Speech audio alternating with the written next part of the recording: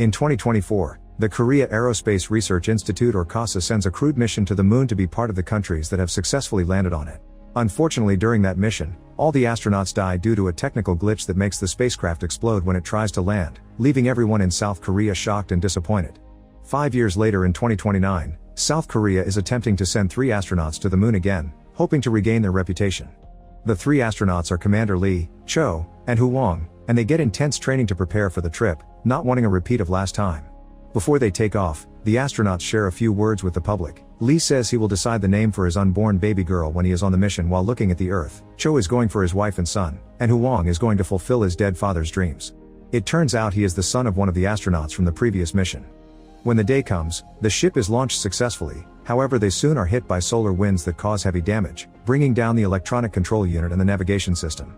The astronauts have lost contact with the control room and the Minister of Science and Technology has to appear on national television to calm down all the worried citizens while the press just makes it worse with theories of doom. Meanwhile, Lee and Cho are checking the spacecraft from the outside since they believe that they would be able to repair it. Hu Wang, who has limited knowledge about the technology, is getting very paranoid, but his 2 partners tell him to stay calm as they assure him that they have everything under control. The astronauts notice that there is a leak in the fuel tank, and before they can even process this information, there is a huge explosion in which Cho immediately loses his life, but Commander Lee manages to hold on to his hatchet and not get blown away by the explosion. The Space Research Center gets communications with the ship back only for a few minutes and soon they lose it again, but they become aware that they cannot read Cho's vitals. Hu Wang desperately insists on trying to go out to help, but Lee points out that opening the hatch will only kill him.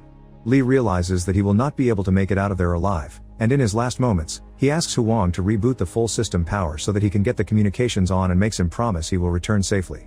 Hu Wang screams as he watches Commander Lee open his hatch and disappear into oblivion forever.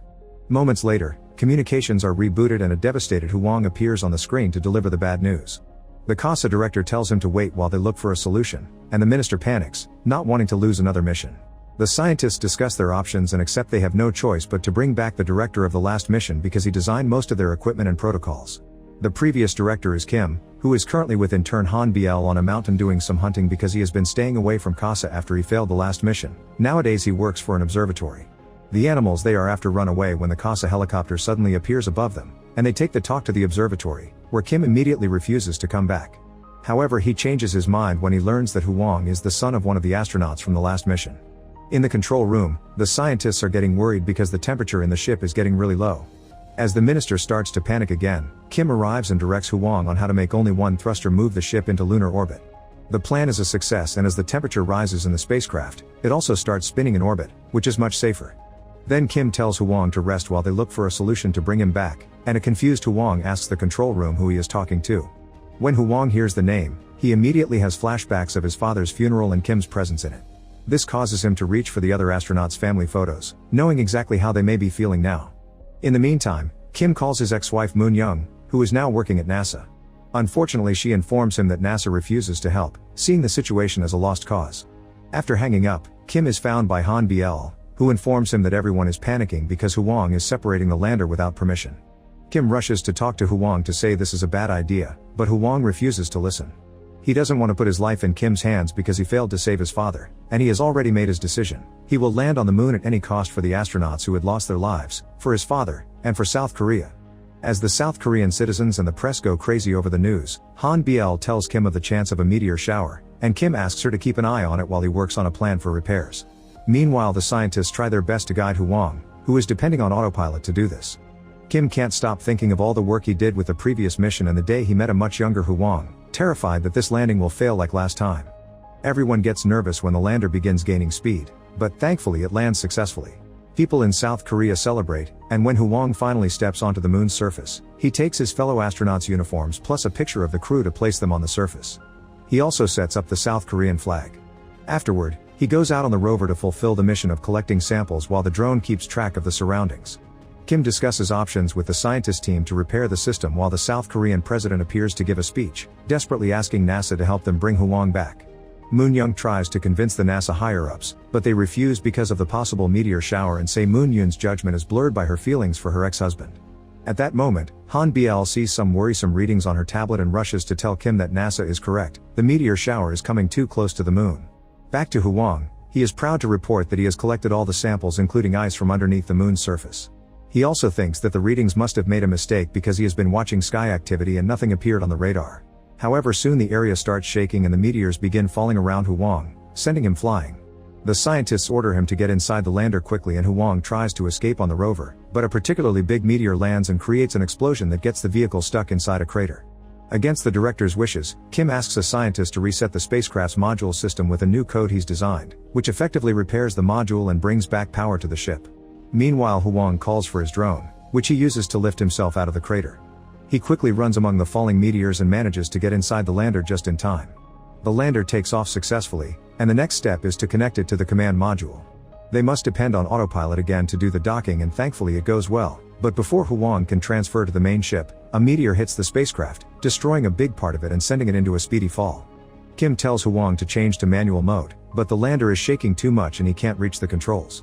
Suddenly Huang accidentally inhales ammonia and starts feeling dizzy, so he reaches for his helmet, but it is too late. Huang passes out, the lander crashes, and the control room loses all communications. The computer can't find Huang's vitals either, and after 4 hours of failed attempts to reconnect, Huang is officially declared dead. While news outlets cover yet another failed mission, Kim returns home, and because he cannot deal with another failure, he tries to self-delete, but Han Biel stops him just in time. At that moment, Kim gets a message from Moon-young telling him that Huang is still alive, which she knows because NASA's station intercepted the radio messages that Huang is trying to send to his own space station. Moon-young also gives Kim the code to access the frequency, so he and Han Biel rush to grab some old equipment from the observatory and manage to hear Huang's SOS message. Han Biel immediately begins recording it while Kim asks Huang for his status, learning that he doesn't have much power or oxygen left and that the meteor shower is still going.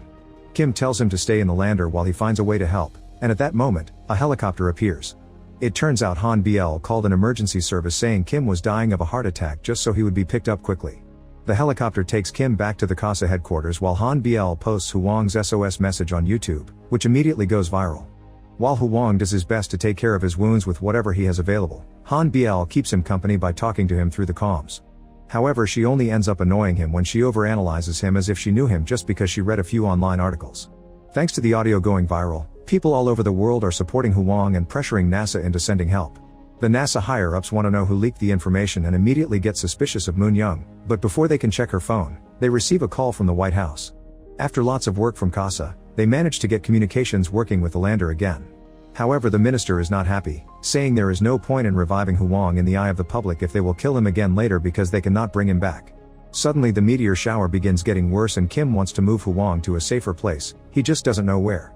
At that moment, good news arrived from the USA. The White House has ordered NASA to help Huang, which is already reaching news outlets all over the world too. The American lunar station and Moon-young get in contact with CASA to start planning the details of the rescue mission, but at the NASA office, Moon-young is being kicked out and sent to the disciplinary committee. They only are allowing her to stay for this last mission to look good for the White House. After Moon-young warns them they will only have one try to pull this off, the American station gets on the way so that they can dock with the South Korean ship. Huang tries to launch the lander again, but after lots of shaking, it unfortunately fails to take off because it doesn't have enough space and is not aligned correctly. Kim tries to tell Huang to abort, but it is too late. The lander falls on the ground and begins rolling around for several minutes until it falls into a crater again and the docking port is destroyed. The American station announces they cannot maintain the velocity and standby anymore, so Moon-young has no choice but to cancel the rescue mission. A desperate Kim tries to give Huang a few ideas to get the lander going, but Huang has given up and powers down all systems, including the oxygen supply.